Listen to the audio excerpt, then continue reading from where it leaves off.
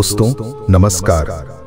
धीमी सांस लीजिए, अपने भीतर की आवाज पर ध्यान दीजिए, क्योंकि आज हम कृष्ण गीता के रणभूमि के एक ऐसे पल को सुनेंगे जहां केवल शंखों की गूंज नहीं बल्कि मन के सच का आह्वान भी सामने आता है। दोस्तों, देखते देखते हम श्रीमद् भगवद गीता के 10वें श्लोक तक पहुंच गए हैं। ये वही श्लोक है जहां दुर्योधन की मनःस्थिति का भंवर खुलकर सामने आता है। बाहरी दिखावे के पीछे छिपा भय और संख्या बल की जगह सत्य धर्म की असल शक्ति। आइए अब मैं धीरे धीरे श्लोक पढ़ता हूं और उसके बाद हर पंक्ति की भावना, हर टीका और उससे मिलने वाला जीवन उपयोगी ज्ञान हम कदम दर कदम समझेंगे। श्लोक। अपर्याप्तम तदस्माकं बलम भीष्माभिरक्षितम पर्याप्तम त्विदमे तेषां बलम भीमाभिरक्षितम।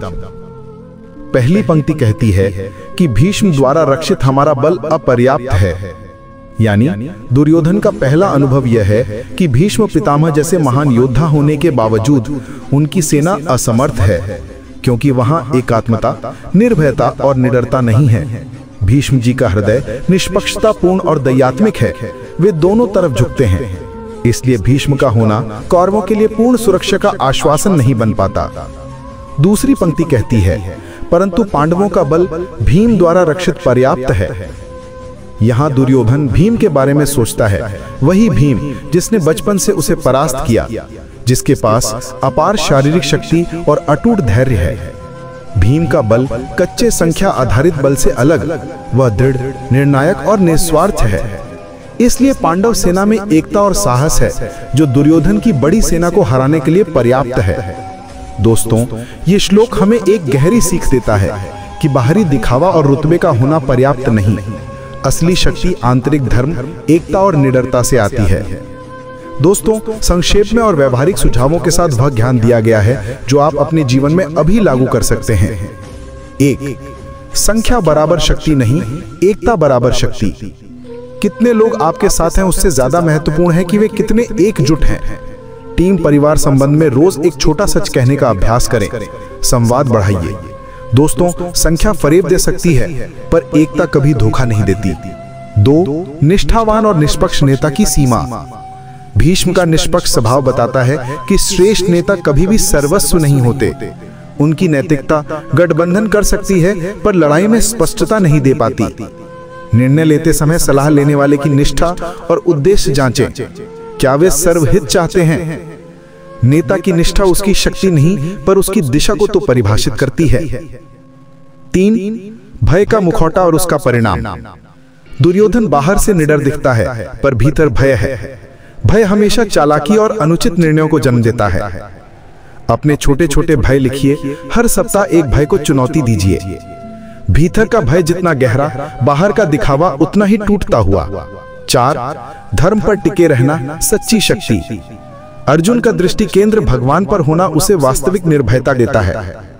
अपने फैसलों का मूल्यांकन लाभ के बजाय सत्यता के पैमाने से करें। धर्म पर खड़ा मन स्थिर, निर्भय और शांत रहता है। 5. संगठनात्मक मतभेद पर काम कीजिए। बड़ी सेना में भी मतभेद उसे कमजोर कर देते हैं। संगठन और संगति अधिक प्रभावी होती है। टीम मीटिंग्स में छोटे छोटे मूल्य और लक्ष्य सत्र रखिए, सामूहिक विजन बनाइए। एक लक्ष्य जो सबका हो वो हजारों के बीच एक पर्वत बन जाता है। 6. शक्ति का असली मापक स्थायित्व, ना कि क्षणिक प्रभाव। भीम की शक्ति अस्थायी नहीं थी, वह धैर्य और दृढ़ता का प्रतीक था। अपनी योजनाएं लंबी अवधि के अनुसार जांचें, क्या यह टिकेगी।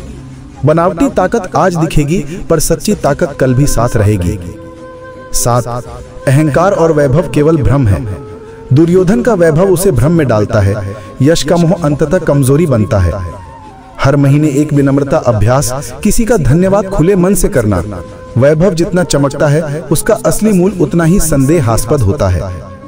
8. निर्णय लेने का आधार स्वार्थ या सच्चाई। दुर्योधन स्वार्थ पर टिके थे, अर्जुन धर्म पर। निर्णयों का आधार जीवन बदल देता है। हर महत्वपूर्ण निर्णय पर 3 सवाल। क्या यह न्याय संगत है?